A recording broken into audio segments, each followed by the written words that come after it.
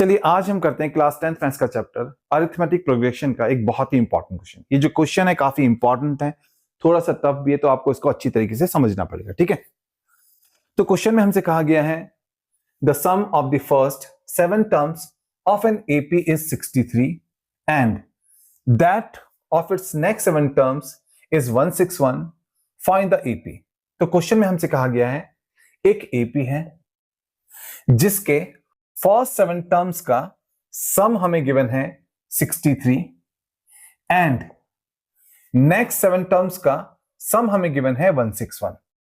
तो हमने एपी को फाइंड आउट करना है। ठीक है, तो देखिए सम ऑफ फर्स्ट 7 टर्म्स को हम S7 से डिनोट करते हैं। तो S7 यहां पर हमें गिवन है 63, करेक्ट।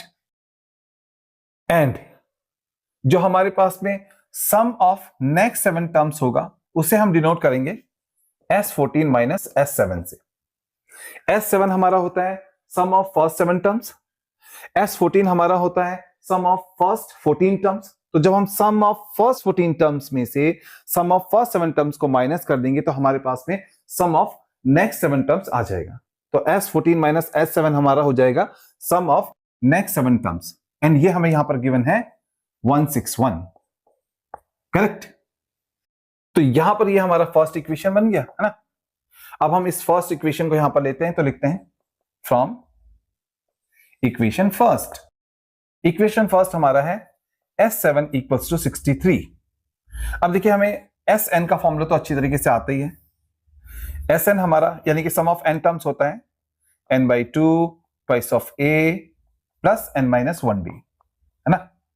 ये हमारा Sn का फॉर्मूला होता है।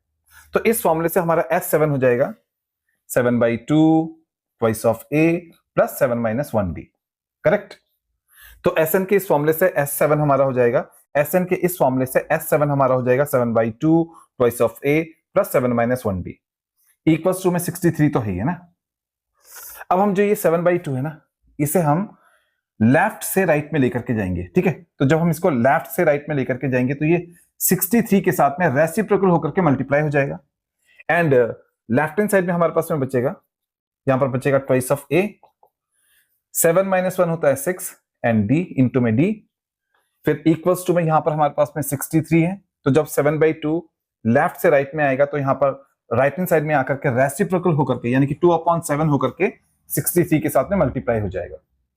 ये यहां पर रेसिप्रोकल होकर के इसके साथ में मल्टीप्लाई हो जाएगा। अब हम 7 से 63 को डिवाइड करेंगे तो आएगा 9, ठीक है। एंड राइट हैंड साइड में हो जाएगा 9 2 जा 18 एंड लेफ्ट हैंड साइड में हमारे पास में twice of a plus 6d तो है ही है ना। अब देखिए हम क्या करेंगे, अब हम इस पूरे इक्वेशन को 2 से डिवाइड कर लेंगे क्योंकि हम इस पूरे इक्वेशन के सभी टर्म्स को आराम से 2 से डिवाइड कर सकते हैं। तो हम इस पूरे इक्वेशन को 2 से डिवाइड कर लेंगे, यहां पर भी 2 से डिवाइड करेंगे, यहां पर भी 2 से डिवाइड करेंगे, यहां पर भी 2 से डिवाइड करेंगे। ऐसा करने से हमारा जो इक्वेशन है ये थोड़ा सा रिड्यूस हो जाएगा, छोटा हो जाएगा, ठीक है। एंड हमें क्वेश्चन सॉल्व करने में आसानी होगी। 2 से 2 यहां पर कैंसिल आउट हो जाएगा तो यहां पर बचेगा a, फिर प्लस 2 से 6 को कैंसिल आउट करेंगे तो यहां पर आएगा 3, तो ये हो जाएगा हमारा 3d इक्वल्स टू में 18/2 है, 2 से कैंसिल आउट करेंगे तो यहां पर आएगा 9, तो यहां पर आएगा यहां पर 9, ठीक है। तो हमारा जो ये इक्वेशन है ये बन जाएगा a plus 3d equals to 9, ये बन गया हमारा इक्वेशन थर्ड, ठीक है। चलिए अब हम आगे सॉल्व करते हैं क्वेश्चन को। अब देखिए यहां पर हमारे पास में ये हमारा इक्वेशन सेकंड है, यहां पर हमारे पास में है S14 minus S7 equals to 161। हम S7 को इस तरफ ले आएंगे, माइनस S7 को इस तरफ लेकर के आएंगे तो यहां पर हो जाएगा हमारे पास में लेफ्ट हैंड साइड में रह जाएगा S14 and right hand side में हो जाएगा 161 प्लस S7, करेक्ट। अब S14 को हम Sn के इस फॉर्मूले से लिख सकते हैं 14/2 twice of a plus 14-1d, ठीक है।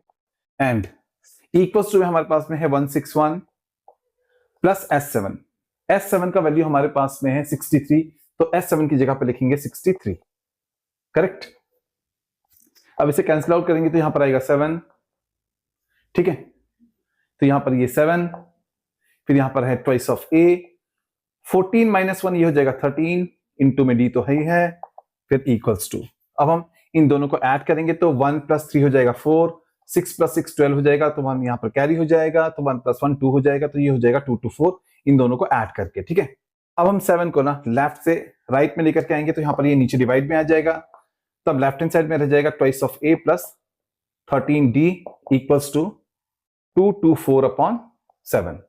ठीक है, अब 7 से कैंसिल आउट करेंगे, 7 3 जा 21, 1 and 4 14, तो 7 2 जा 14, तो 7 से इसको डिवाइड करेंगे तो आएगा 32, तो ये हो जाएगा हमारा twice of a + 13d equals to 32, and ये बन गया हमारा इक्वेशन 4।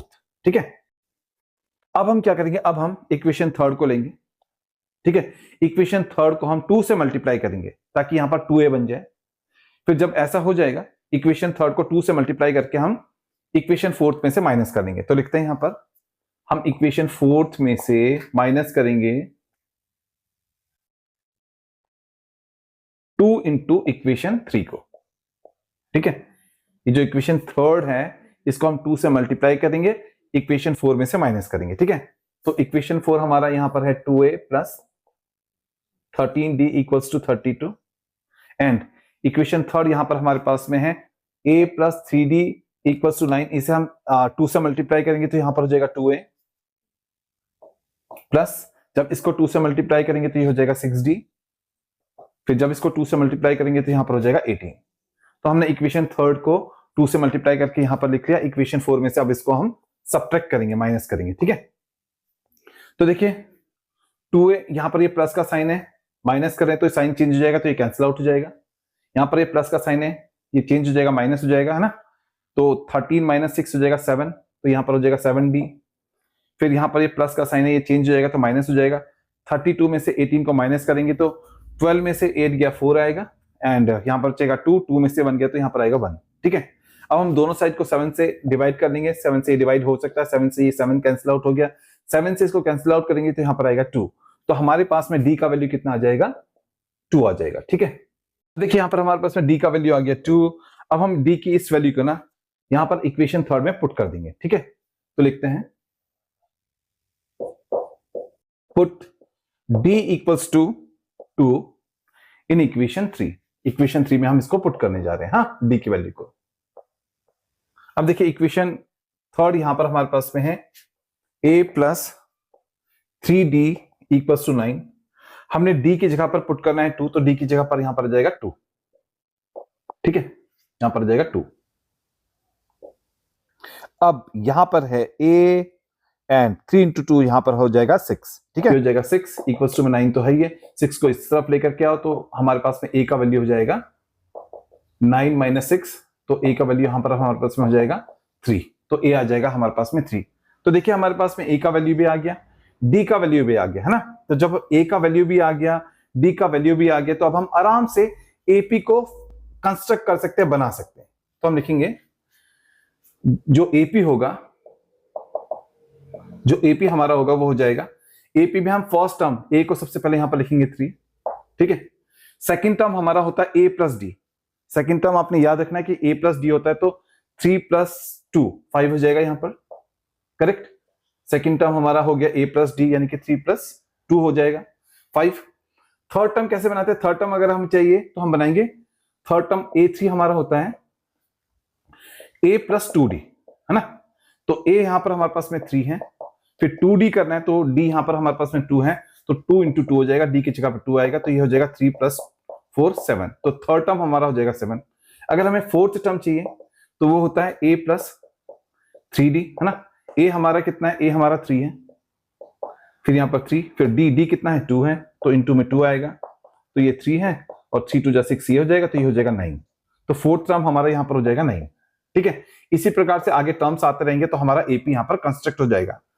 तो AP का फर्स्ट टर्म हमने a यहां से ले लिया, फिर सेकंड टर्म कैसे बनाया, सेकंड टर्म हमारा होता है a + d, तो हमने a और d की वैल्यू को यहां पर जोड़ लिया, ऐड कर लिया। फिर थर्ड टर्म हमारा होता है, थर्ड टर्म हमारा होता है a3 a + 2d, यहां पर हमने इसको बनाया, फिर फोर्थ टर्म भी बना लिया, एंड यहां पर हमने इसको लिख लिया, तो ये बन गया हमारा AP। तो ये आ गया हमारे इस क्वेश्चन का फाइनल आंसर। अब हम मिलेंगे नेक्स्ट वीडियो में। ठीक है।